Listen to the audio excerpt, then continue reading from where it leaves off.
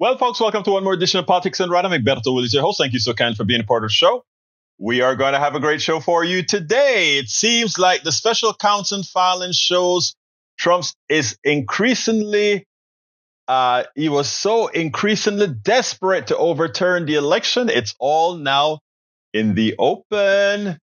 She unsealed the documents for people to see that Donald Trump genuinely, in his private time, attempted to overthrow the United States government by stealing an election. Again, we have it. Is that our October surprise? I hope so. After all, isn't that what happened with Hillary? I think so. All right, let's see. Welcome aboard, Bridge MCP from Binghamton, New York. Welcome aboard, Eric Hayes from Kingwood, Atascocita. Welcome aboard, Melanie Keelan from Barcelona, Spain. Welcome aboard, Lee Grant from Montgomery County. Welcome aboard, all caps. I don't know where you're from, so stick it in there so I can salute you appropriately. Welcome aboard, Michael Rutnan, who's having a busy day. We'll be here for the first half, maybe a little longer. Well, we love having you however you come. And welcome aboard, Patrick Magner, meow, from the morning show as well. Love having you here, my dear brother Patrick. I love the intermingling of the shows. Patrick is one of our great speakers. Every morning at KPFT 90.1 FM, he calls in and he always has something very intelligent to say, something to bring positivity to our conversation. Melanie Keelan as well visits us quite often in the morning. I love having Melanie there. Melanie, our great part of our great family. And of course, joining us today again is the one and only Yvette Avery Herod. How you doing, beautiful? I have some questions about the strike. I understand that the leader of the ILA is actually a Trump supporter.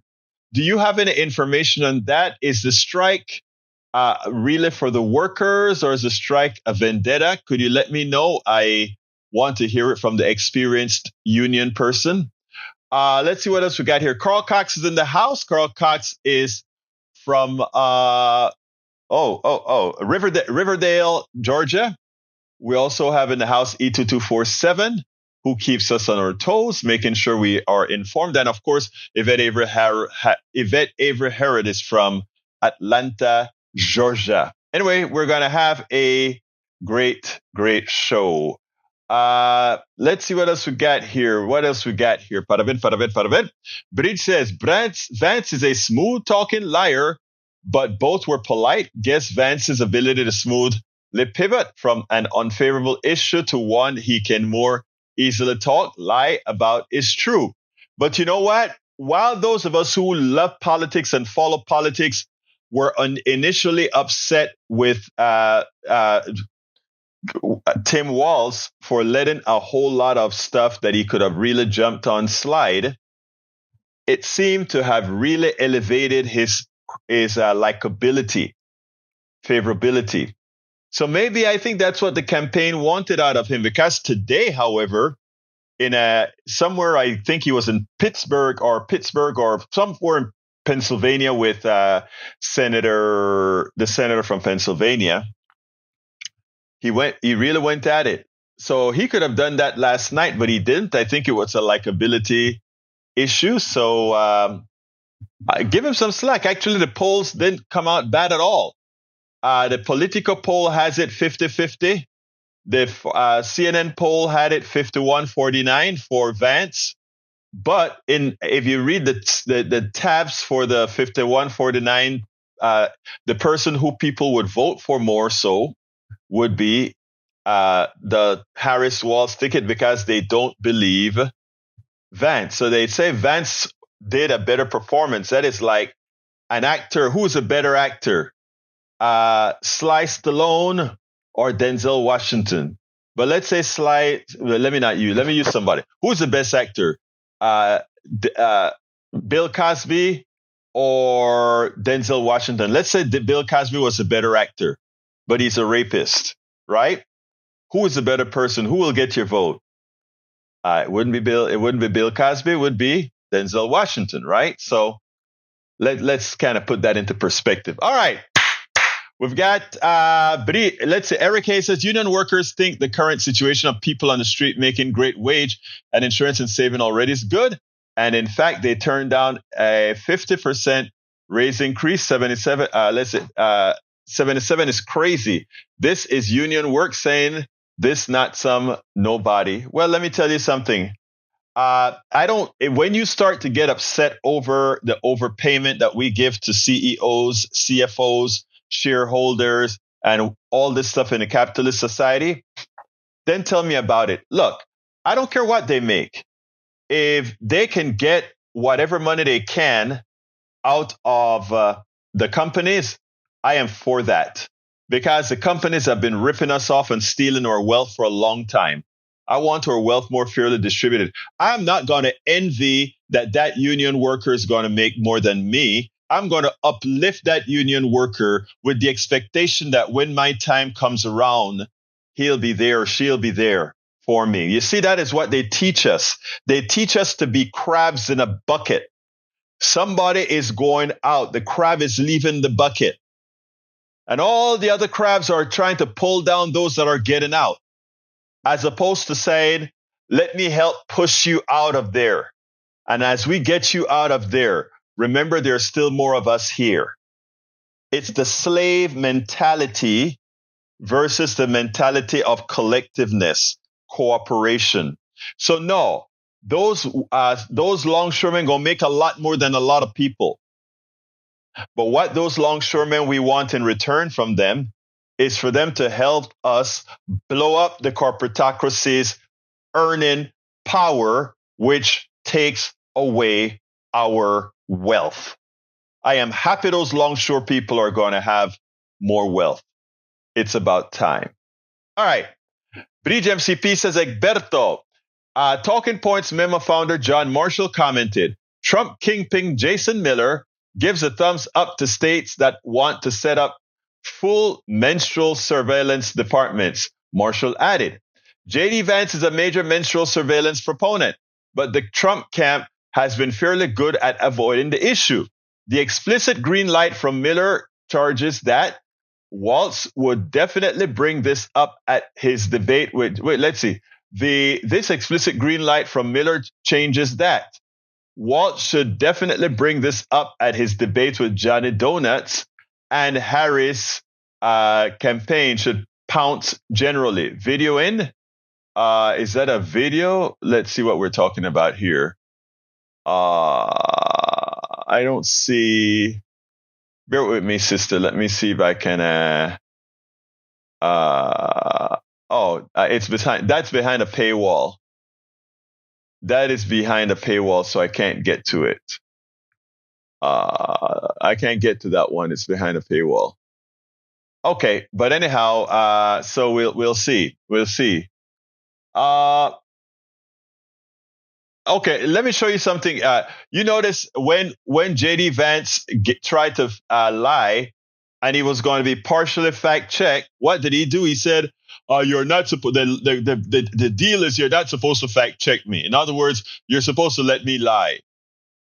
I mean, and it's funny because Eric goes ahead and puts it out here as if that was something to be proud of. As if that was something to be proud of. That's so funny.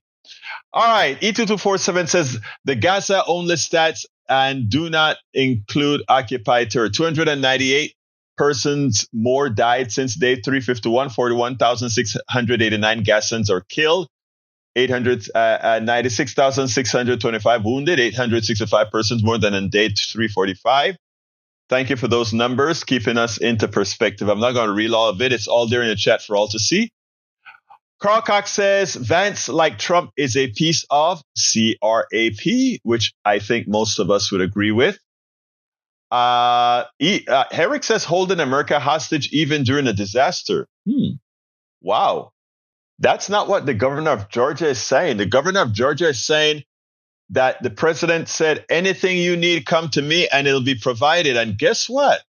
I just spoke to a friend in Asheville, North Carolina, And she said, yes, the things are coming in. The things are coming in.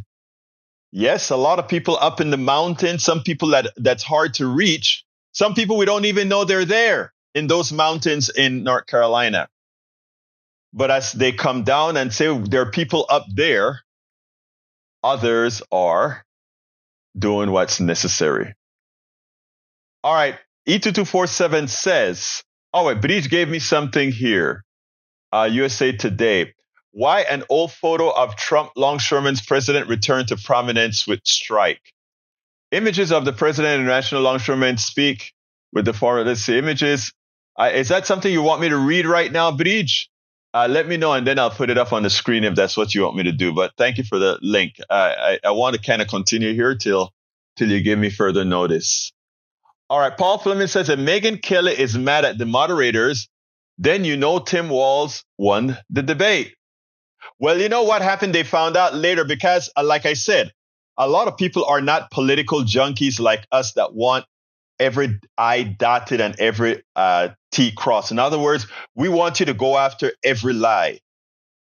But I guess Tim Walz did it the way it was supposed to be done. The truth of the matter is J.D. Vance is an excellent debater, much better than I thought he would be. I thought he would have come across more cocky than he did. He came across very civil and conciliatory. I mean, he's evil, don't get me wrong. He lies. I mean, that conciliation was very much lying. Thank you for loving to hear us in the morning, Melanie. I wish sometime you could use your Skype or something and call into the show. Your voice would be much appreciated. And I would love to tell our audience on air that here's a voice from Barcelona, Spain. That would give me such a warm feeling in my heart. All right, more on Union Leader. Let's see. Bridge, I tell you what, if you read the story, why don't you call into the show and tell us a little bit about what you read? Let's make it sort of interactive so that I don't just go ahead and read it. Somebody hears somebody else's voice. So just kind of tell us, give us even if it's just a 1-minute synopsis or something. Let's see what else we got here. Michael Rane says the only thing I was upset with Tim Walz was when J.D. Vance tried to be agreeable. Should he have asked, I'll contact Democratic representative and see about crafting legislation. Will you do the same? That's a good point. Then actually follow through and watch the Republican Party obstruct some more. Actually, and there's another point that I thought, you remember when Walt said that Trump saved Obamacare? I wanted Waltz to turn around and laugh in the camera and then turn to him and say, you can't be serious. But again, those were the theatrics, right? All he did was looking incredulously at J.D. Vance. Are you sick in your mind, J.D.? You try to kill, your man tried to kill this stuff 61 times. Only McCain saved it from being killed. And then you didn't even have concept of a health care. You just wanted it killed. Wow. Let's see what else we got here. Paul Fleming says, Judge Chutkin unseals special counsel Jack Smith's presidential immunity. Yep, that's how I started the show. Donald Trump asked big oil CE, this from Paul, CEOs to donate $1 billion to his campaign in exchange for deregulation and even lower taxes. He reportedly holding a fundraiser with Texas oil execs today. Money in politics has always corrupted, but never has it been this brazen. But you know what? There is a point where money doesn't do it. There's a point where you have so much money. And guess what? I think Kamala is close to that point. You have so much money, you can do whatever you want. I won't be worried about that money is coming to Texas to collect. Patrick Magner says, capitalism said, charge as much as the market can handle. Why does that not include labor? Thank you. And it actually says, whatever the market would bear or whatever the market will bear. That's the economic term that they use when I went to college and studied Econ 101, 102. All right, let's see. Lee Grant said Vance did a good job. A great job. That the left will fear that he gives gravitas and depth to soften the oftentimes bombastic approach of Trump. Not really, because we also have, don't forget, we have the dossier of Mr. J.D. Vance. And the dossier of J.D. Vance, it makes Trump seem tepid. It's a lot, the dossier is worse than Trump. And you know why it's worse than Trump? Because Trump does things by brute force. Trump is very dumb. He does stuff by brute force. That's it. The problem with J.D. Vance is J.D. Vance is intelligent. J.D. Vance is smart. And if J.D. Vance being so smart, have all these things out there, madre carajo mío, you don't get it, brother. You don't get it. So no, J.D. Vance is more of a lightning rod than is Donald Trump. Mark my words. I've got the dossier. All right, continuing. Egberto, which one was behind the paywall? The one from Alternate was behind the paywall that she gave us. All right, Paul Fleming says the MAGA claim that undocumented immigrants are driving up housing costs is an absurd as it is bigoted.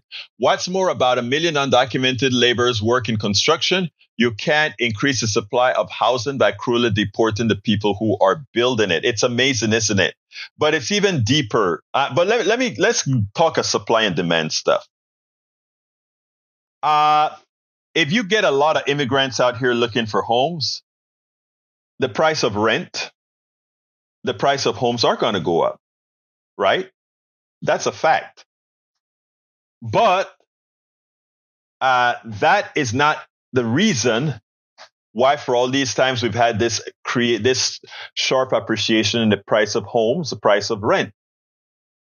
What we have is something known as were these venture capitalist companies, not only venture capitalist companies, investment firms, they go up into the neighborhoods. They go into poor neighborhoods and they buy up the entire block of homes and they fix it up and nobody lives in them. They throw it on the market and they decide what price they're going to put it on the market because they bought it for so cheap that holding on to the property empty until they can put somebody in there at a high price, creating what's known as a false shortage, helps create this home crisis.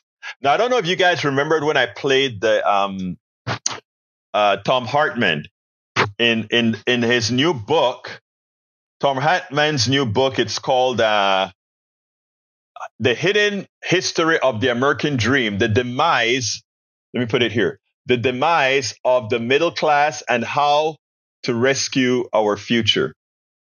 One of the items that Tom covers in this book is exactly what I just spoke about, that these guys buy up these homes and it's an investment. And by the way, their expenses to rebuild the homes are tax deductible. They can take all kinds of tax breaks on these homes because they're investments like stocks or whatever. They appreciate and you pay less taxes on the appreciation, etc.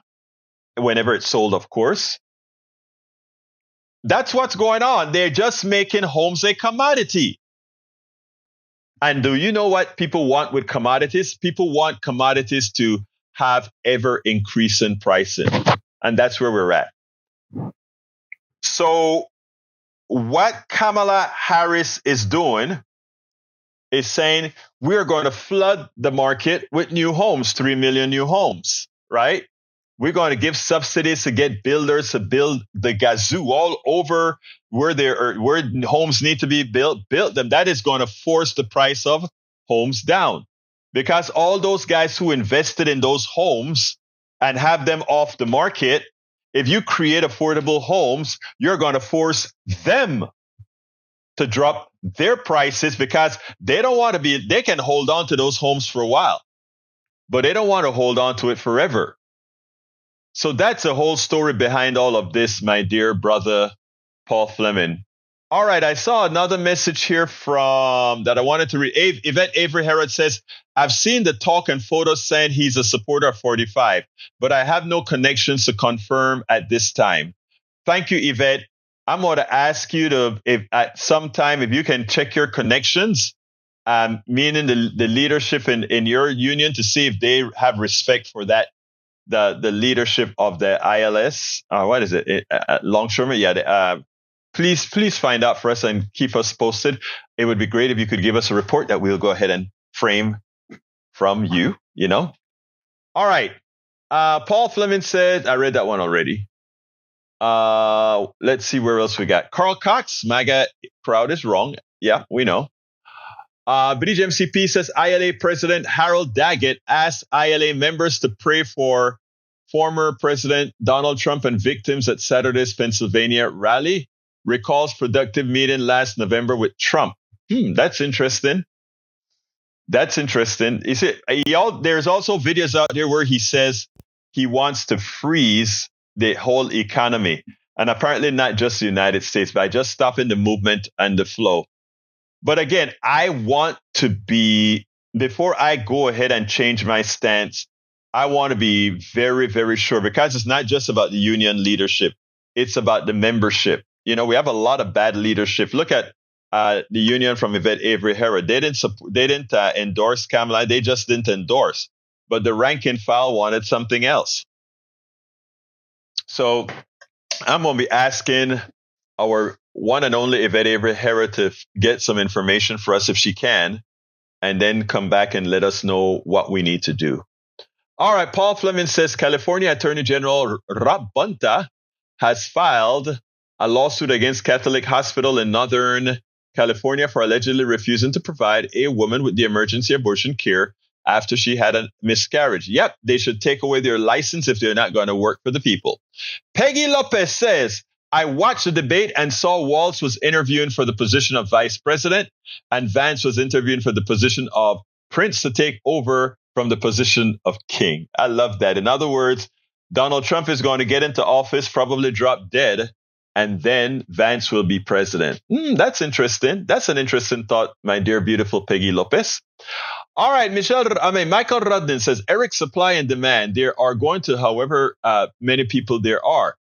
The number of available homes can be increased by building more and preventing corporations from buying up the housing supply. Exactly. That's what Tom Hartman was talking. Listen to the Tom Hartman interview that we did a couple weeks ago. All right. The DOJ has filed a new indictment against two former Louisville police officers tied to Breonna Taylor's 2020 death. The indictment comes after a judge dismissed the most severe charges. It's clear the legal fight for Breonna's justice continues and accountability must be pursued. I agree. Now, I want you to listen to this. The debate really turned at the end. I think Vance would have won the debate by 5 points or so, maybe, if this didn't happen. But then it happened. Well, the debate was uneventful. It was a lot more civil than likely it should have been, given the mountainous number of lies that J.D. Vance said. I mean, the guy is pretty smooth, and my God, he can lie and look you straight in the eye. But the one thing that stood out in that debate was when Tim Walz asked J.D. Vance the most important question with regards to the election. Did Trump lose the last election? And J.D. Vance proved that he's a pansy like all the other MAGA folks that are completely fearful of Donald Trump, that they cannot tell the truth that Donald Trump doesn't want them to tell. Listen to this and we'll take it on the other side. He is still saying he didn't lose the election. I would just ask that. Did he lose the 2020 election? Tim, I'm focused on the future. Did Kamala Harris censor Americans from speaking their mind in the wake of the 2020 COVID situation? That is a damning non-answer. It's a damning non-answer for you to not talk about censorship. Obviously, Donald Trump and I think that there were problems in 2020. We've talked about it. I'm happy to talk about it further. Senator, the governor does have the floor for 1 minute to respond to you. Yeah. Well, I don't run Facebook. What I do know is I see a candidate out there who refused. And now again, and this, I'm pretty shocked by this. He lost the election. This is not a debate. It's not anything anywhere other than in Donald Trump's world. Because look, when Mike Pence made that decision to certify that election, that's why Mike Pence isn't on this stage. What I'm concerned about is, where is the firewall with Donald Trump? Where is the firewall if he knows he could do anything, including taking an election, and his vice president's not going to stand to it? That's what we're asking you, America. So yes, this is the part of the debate, the only thing in the debate that really stood out. That is one of the only things, I should say one of the only things in the debate that stood out. But you know what happened? When I saw that, when I heard that, we did the show live, right? It was like, wow, I can't believe he actually said it out loud. That's what's going on in my head.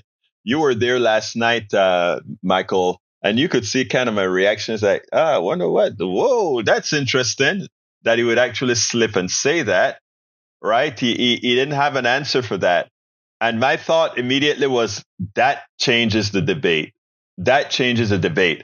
And if you doubt that changes the debate, I want you to see this. There is CNN had a group that was turning knobs, etc., and a group of undecided folks that they wanted to see if the debate did anything to make them make up their mind, etc. And I think the group was, I don't know, probably 7-8 people or so. And they, it's actually turned somebody's mind. And I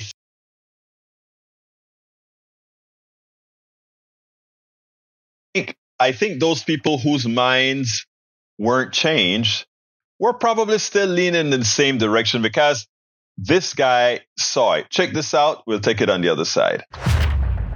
We have some reaction from one of the voters in the focus group in Battleground, Michigan, about that moment. Let's take a look. Well, I'm going to be voting for Kamala Harris.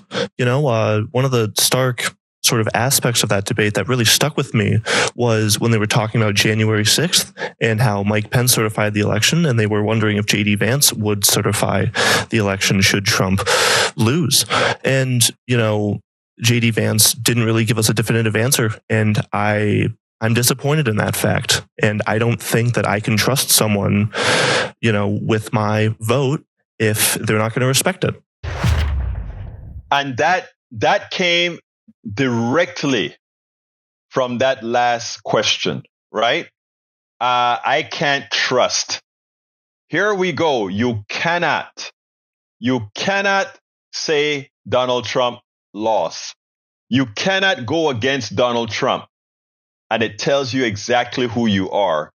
A feeble, weak person. Remember, this is a guy who called Donald Trump Little Hitler. This is a guy who said Donald Trump's economic programs didn't work. This is a guy who said Donald Trump was not the populist candidate he purported to be. This is a guy who, if you see the dossier, you'll see all the crap this guy has spoken about Donald Trump. But Trump made him the guy. Because this guy, Eric, liked this guy. Eric, that I'm talking about Donald Trump's son, liked this guy. You know what, folks? We got to keep pushing. You got to keep reminding people. Those of you who are in Texas, please remember the deadline for registering to vote is October 7th. So, folks, don't be fooled. The debate, while for those of us who are professionals, the debate may not look as it does not what we wanted it to be. But ultimately, number one, we didn't lose. To some, we even won. But more importantly, all the numbers went more positive for Tim Walz than it did for JD Vance. So that's where we're at. All right, let's see what else we got here. Scrolling up. Peggy says 2 job interviews was all I saw. Not anything, but all right. Paul Fleming says during the Tuesday's vice presidential debate, Senator J.D. Vance claimed that former President Donald Trump salvaged Obamacare. However, history shows Trump worked to dismantle it. Let me give you the full takedown by a CNN fact checker on that regards. I think I have it here. Let's go for that. It turns out that, yes, J.D. Vance had the nerve to say, you know what? Donald Trump didn't like Obamacare, but you know what? Since he couldn't really quite get rid of it, he saved it. He saved something that was on life support. He saved Obamacare. Of course, it's a lie. He saved nothing. He attempted to get rid of Obamacare, but the most irresponsible thing about it, he had nothing to protect people from bad insurance companies, from rescissions, from throwing you off the policy. I mean, he had nothing for that. Pre-existing condition, he had nothing for that. I want you to listen to how CNN's fact checker took him down. Let's turn to another egregious distortion of history from Senator Vance, this one on Obamacare. When Obamacare was crushing under the weight of its own regulatory burden and healthcare costs, Donald Trump could have destroyed the program. Instead, he worked in a bipartisan way to ensure that Americans had access to affordable care.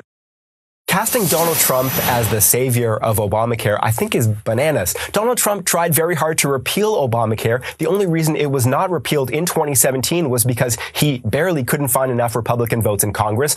And then he tried to undermine Obamacare in various ways. He cut the open enrollment period in half. He slashed funding for advertising and for people who help other Americans sign up. He ended a key set of subsidies for insurers. His administration refused to defend some critical provisions of the law in court, instead arguing that they should indeed be invalidated. I could go on. So yes, Trump did keep operating the Obama exchanges. He didn't completely give up on it, but casting him as the savior of Obamacare, I think, Jake, is pretty dishonest. Who would think Donald Trump? Look, I mean, it's amazing. Now he wants to sign a bill that says he will not sign, rather, he says he will sign a bill that says he won't nationalize anti-abortionism. Okay, he won't nationalize that. He also now says, oh, I saved Obamacare. I love Obamacare. The guy's a chameleon that will say anything if he thinks it will get him a vote. Unfortunately, he has to walk a tightrope, because while he may feel like, they'll come around, I know a whole lot of evangelicals are not coming around. The first time Donald Trump says, I am not going to support the national band, they're going third party, baby. They're going third party. Anyway, let me continue reading. It says here, the DOJ has filed new, I got that already. During Tuesday's vice presidential debate, I did that already. All right. But he says, Egberto, Willies, I thought the debate was blah. Which Walz said more things being himself. I wish so too. But both were polite. I guess Vance's ability to smoothly pivot from unfavorable issues to one that can be more easily talked about, lie about works. Salute. You're absolutely right. All right. Michael Radin says the Supreme Court declares that a president could do anything and it would be legal. Yes, they did. And there's nothing King Trump couldn't do. Execute his political opposition, thereby there will be no legal recourses. That's a shame, but that's the truth. All right, what else have we got here? Paul Fleming says, Devin Nunes, the former congressman who runs the company behind Truth Social, traveled to North Macedonia as a former President Trump was to once again the U.S. To North Macedonia, as former Prince Trump was to once again shape U.S. foreign policy. There you go. Got it. All right. Michael says, Eric, when Trump loses on January 6th, event will happen again. Trump will go down swinging. I don't know. I think Trump is a wimp, to tell you the truth. All right. I see a circle jerk in that no name call in, my brother. Bridge MCP said, Lee ever see a true MAGA? Their trailer trash, Trump tattoos on their head. Give me a break. Bridge also says, Lee, no. Eric says, orange derangement syndrome all the way till 11/5 instead of worrying about others' financial health. Nope. I think he worries about people more than we do. But when you have a clear and present danger, Eric, you have to mitigate that. You have to handle that right away. That's why you see us focus on it. All right. Mike Cisak says, Egberto, considering I was able to prove vast vote fraud in 2020, yes, he did win. But that's in the past, and it's worked out from the better since people now see Dems for the reason for crap excess. Well, oh my God. The man actually thinks there was voter fraud. I am so sorry for you, my brother. I don't know what did it to you, but I'm sorry for you. I don't know what did it to you, but peace. Peace. Salute. A sleepiness just came over me. All right, let's see what else we got here.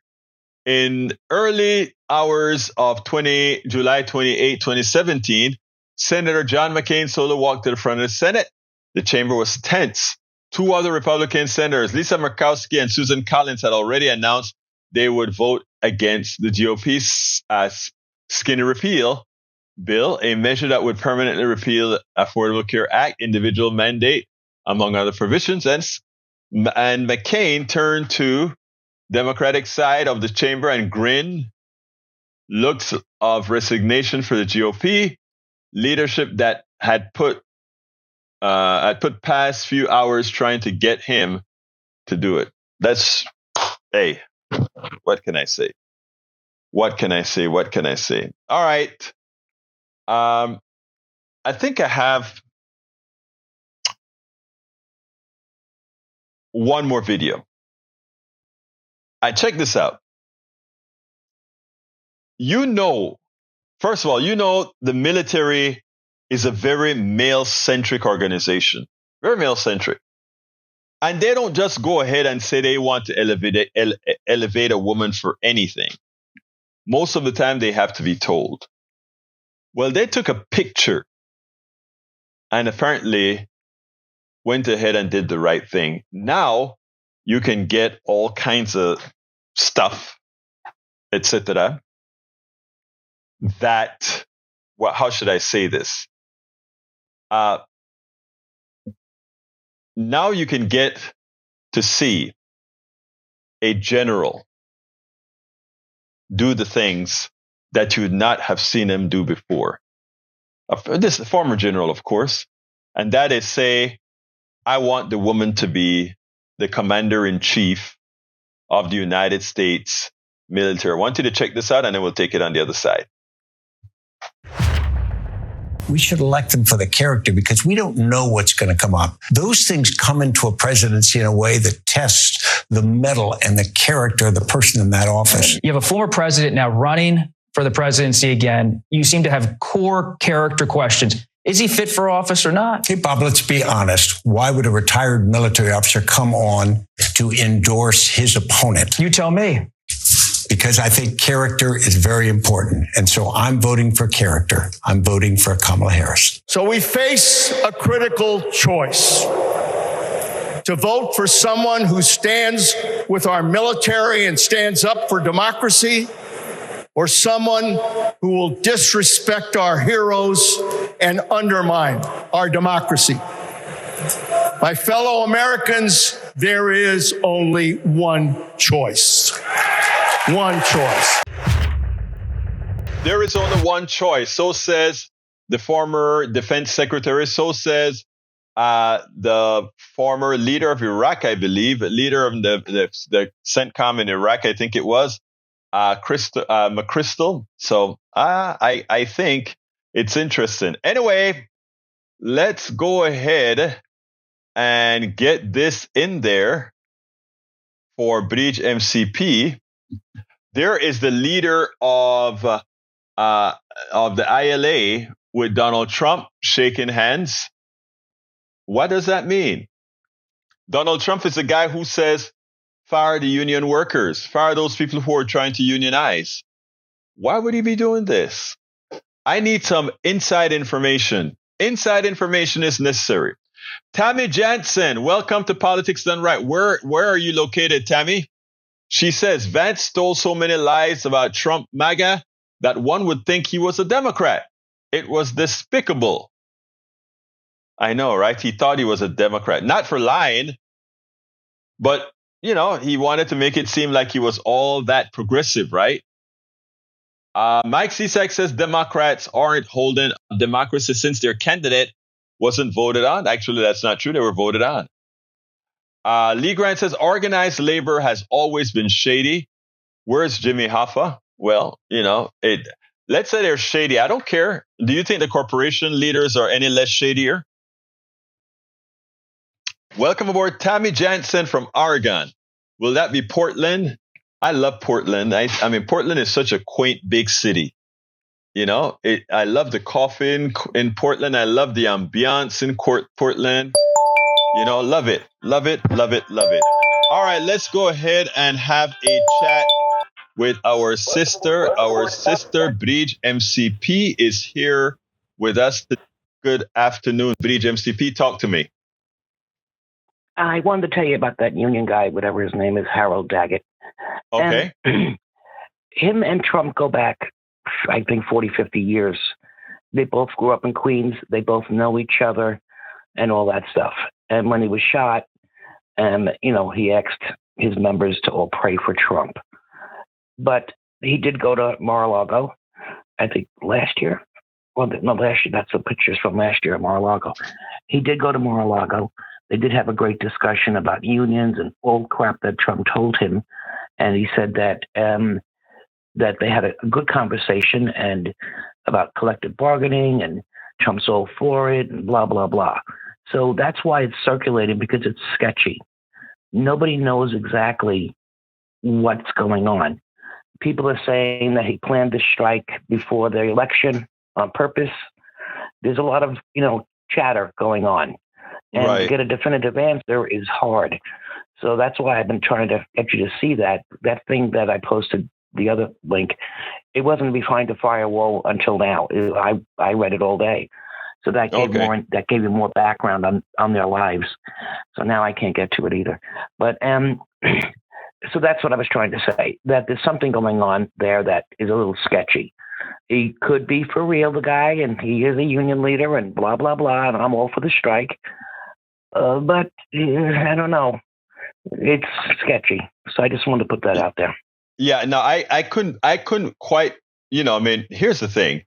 Unless this guy is brain dead that says we are going to get our contract and, you know, it's okay for Trump to be in, even though we know Trump is going to give the Labor Department a whole lot of wherewithal so that he can not just cancel contracts, but change the rules of the game. That's why no contract leader should support any Republican whatsoever, or any neoliberal for that matter, because what they're going to do is they look at workers as just another commodity, another section on the balance sheet, not the investment that you need to have in the working class. So I don't know.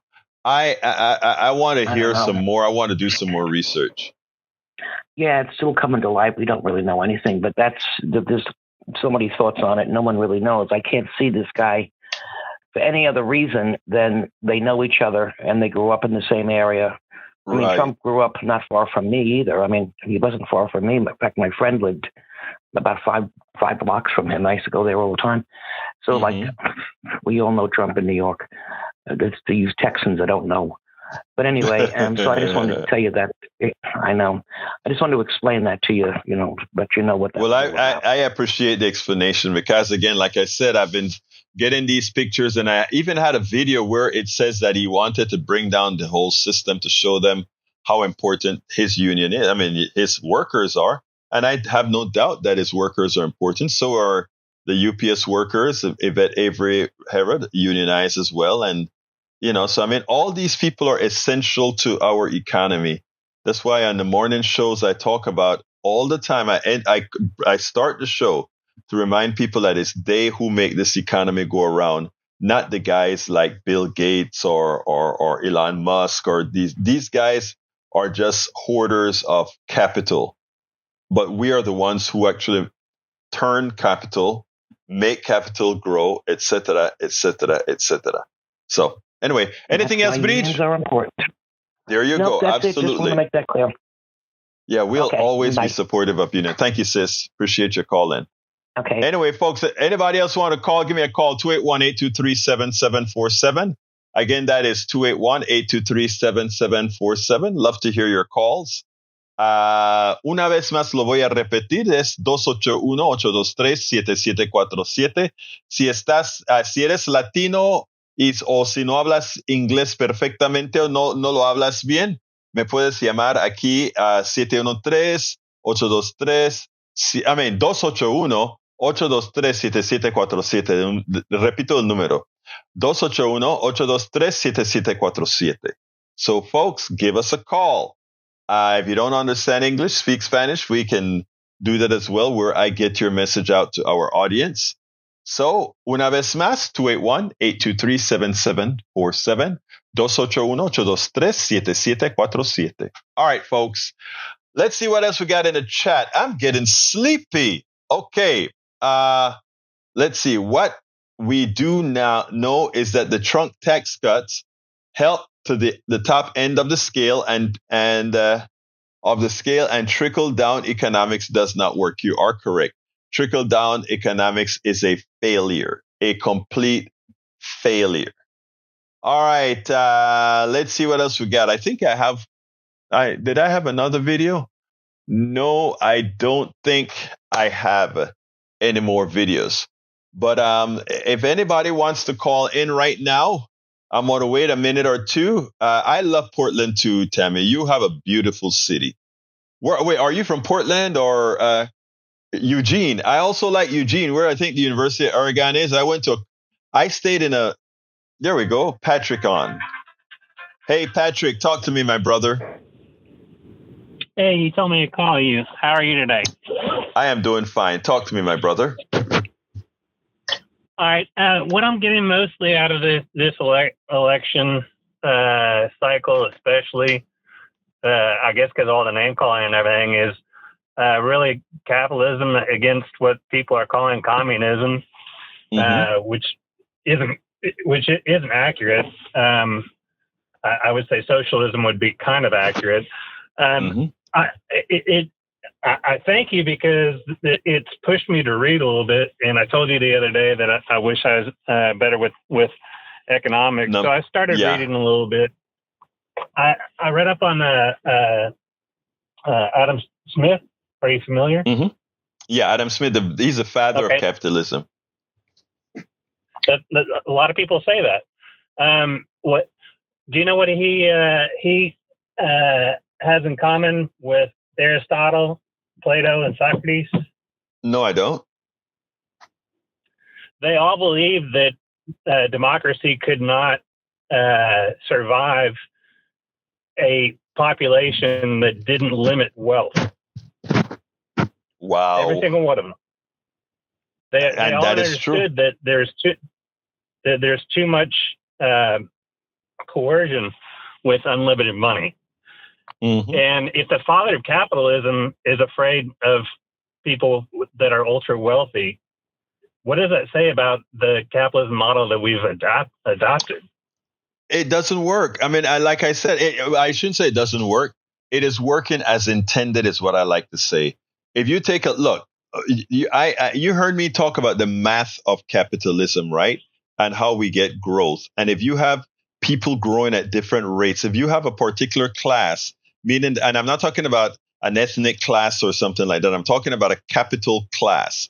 You have a worker class and a capitalist class.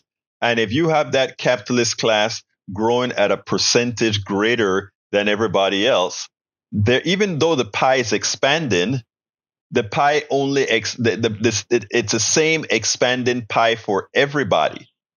And the thing about it is, if you take out inflation out of wages, right, and then you project, what you actually see is that the wealthy there's a reason why the wealthy continue to make take a bigger portion of the entire country's wealth every single time as we progress. And if you take the derivative of that, it finally breaks down to where we get indentured servitude. In other words, you work for this small amount of people, because eventually it is like I spoke about in the morning 2 days ago when I said, the middle class constantly tries to make up for having to cede their wealth to the wealthy. They used to be able to be one daddy or one mommy, one house. The other parent could go ahead and take care of the kids. Then when that became indelible, we got two parents having to work.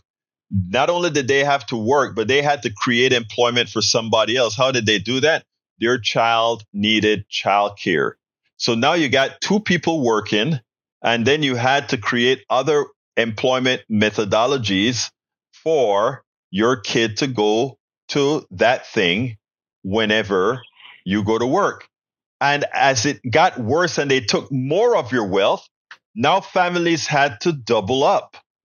And as families start to double up, you get new businesses that have to get created as well to show, to look. If you ever look and see how families that have multiple families in a home work, they have all different kind of dynamics to keep some families separate, dynamics to make the families who are in together have some level of privacy. Look, Patrick, it is all we do, the working class, the middle class, change our economic behavior so that the wealthy can afford themselves to more of our capital. Go ahead, your turn.